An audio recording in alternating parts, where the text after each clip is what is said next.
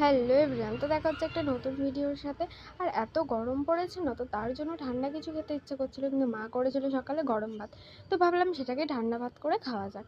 তো তার আগে তো কিছু একটা লাগবে খাওয়ার জন্য, তো দেন এখানে আমি নিয়ে নিয়েছিলাম আলু আর ডিমটাকে নিয়েছিলাম ব্লেন্ড করে। আর এদিকে পেঁয়াজ আর লঙ্কাটাকে ভেজে রেখে দিয়েছিলাম। তো এটাকে ভালো করে মেখে, ডিম আর আলুটাকে ভালো করে একসাথে সব কিছু দিয়ে ভালো করে এখানে মেখে নেব।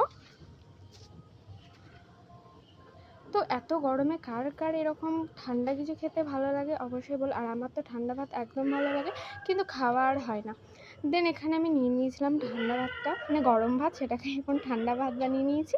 আর এখানে নুন লঙ্কা, ওপর থেকে আমি একটা কাঁচা লঙ্কা নিয়েছিলাম, সেটাকেও ভালো করে মাখিয়ে নিয়েছিলাম। আর এদিকে তো আমি এটা ভালো করে মেখে রেখেছিলাম পেঁয়াজ আর লঙ্কাটা। তো সব কিছু একসাথে মেখে নিচ্ছিলাম। তো আমি এটা দেখে এটাই ভাবছিলাম যে কতটা ঝাল হবে, কিন্তু না, ঝাল হয়নি। আর ওপর থেকে দিয়ে দিয়েছিলাম কাঁচা পেঁয়াজ আর চানাচুর। তো